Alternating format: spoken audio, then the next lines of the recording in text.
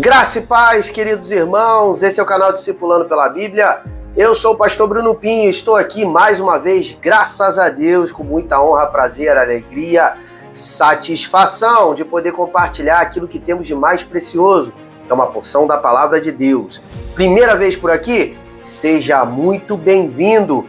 E eu já quero deixar para você um recado. Saiba que esse canal aqui tem um propósito muito bem definido, que é gerar uma cultura de leitura bíblica ao seu coração. Então chega mais, faça parte dessa comunidade que ama ler as Escrituras. E como é que funciona aqui? Nós estamos meditando e refletindo sobre todos os livros da Bíblia, de Gênesis a Apocalipse. Vamos fazer isso de janeiro a dezembro desse ano. Então, nós já estamos no livro de Jó. Estamos caminhando já, indo para a metade desse livro, caminhando rapidamente. E hoje tem uma porção também muito grande, dos capítulos 11 ao 15, nós vamos estar meditando, refletindo e extraindo chaves espirituais para abençoar a sua vida. Na porção de hoje, iremos acessar um trecho muito profundo, marcado por acusações muito duras e questionamentos intensos sobre a justiça de Deus e o sofrimento humano. Prepare o seu coração, porque chegou a hora de mais um Discipulando pela Bíblia. E agora chegou o momento do terceiro amigo de Jó se pronunciar. O seu nome era Zofar. E talvez esse tenha sido o amigo mais severo até o momento, o que foi mais duro com relação às colocações contra Jó. Ele não tem ali paciência com o sofrimento de Jó. Para ele, as palavras do amigo soam até como arrogantes e até em certo tom de blasfêmia. Jó capítulo 11, versículos 5 e 6. Oxalá Deus falasse e abrisse os seus lábios contra ti, para te mostrar os segredos da sabedoria. Ou seja, ali Zofar está dizendo, olha, você está agindo como um tolo, que Deus pudesse revelar sabedoria sobre você e que o Senhor abrisse os lábios, ou seja, declarasse palavras contra você, para que você parasse de blasfemar, dizendo que você não tem culpa nenhuma do que você está passando. Você vê um nível ali de teologia dura, sem coração, sem sentimento, sem empatia, sem misericórdia que os amigos de Jó estão praticando contra ele. Zofar afirma que Jó está recebendo menos do que merece e o convida a se arrepender. Ele promete que se Jó se humilhar, então Deus restaurará tudo na vida dele.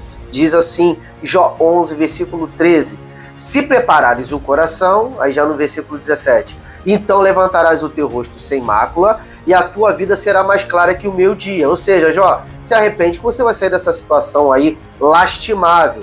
A lição aqui é, Zofar representa a teologia do mérito.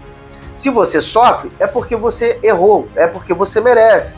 Mas será que essa visão é justa diante da dor de alguém inocente?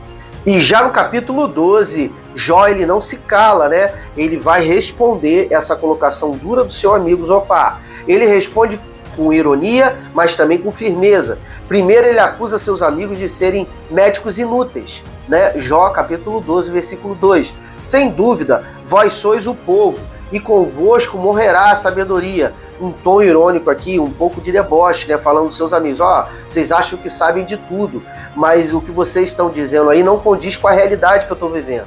Jó então faz uma profunda reflexão sobre a soberania de Deus. Ele reconhece que o Senhor tem poder absoluto, tem poder sobre todas as coisas. Mas isso deixa ainda mais confuso. Por quê? Porque ele vê o justo sofrer e vê o ímpio prosperar. Jó capítulo 9, versículo 22. Ele destrói os íntegros junto com os perversos. Olha só que colocação ali de Jó. E já no capítulo 13, Jó faz algo ainda mais ousado.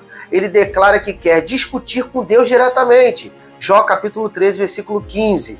Ainda que ele me mate, nele esperarei. Ou seja, Jó ali está colocando todas as suas petições diante de Deus e está questionando, Senhor, eu quero respostas sobre o que eu estou passando.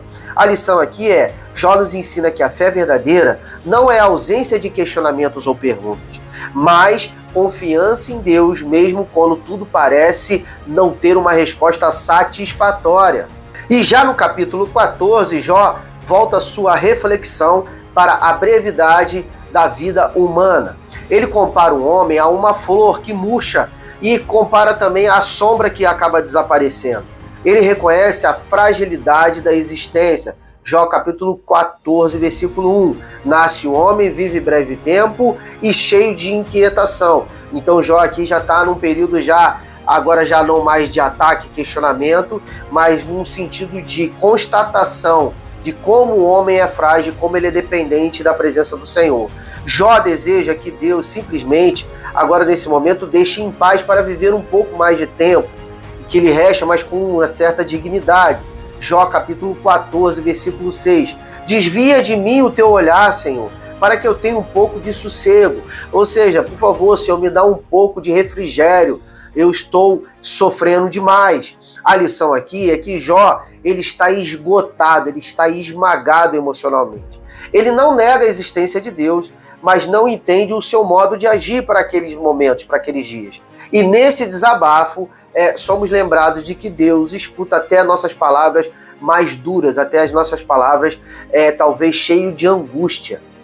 E já para o último capítulo da porção de hoje, Jó capítulo 15, é iniciado a segunda rodada de discursos, né? Então, Jó se manifesta, os três amigos se manifestam e agora retorna mais uma rodada, recomeçando novamente com Elifaz.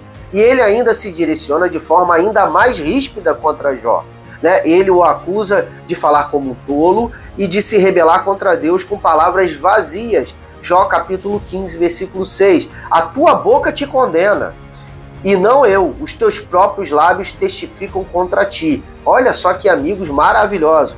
Jó passando o que está passando ali, limitações severas, perdas inimagináveis para a nossa estrutura, digamos assim, e chega os amigos e ainda vem com uma palavra condenatória, acusatória.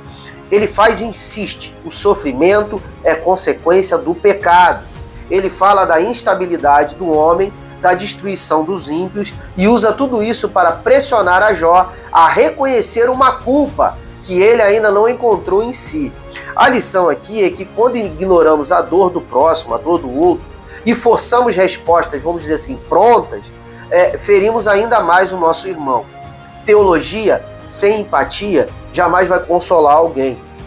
Elifaz tinha até argumentos, mas não tinha misericórdia. E finalizando a reflexão de hoje, vimos aqui um embate entre fé e religiosidade, entre a dor sincera de quem busca um sentido e as respostas frias e vazias de quem pensa que tem todo o entendimento a respeito de Deus. Eu entendo, queridos, aqui uma opinião minha, de que o livro de Jó ele está presente na Bíblia. Ele chegou até nós, até o nosso coração, para exatamente tirar esse peso da religiosidade. Em que sentido?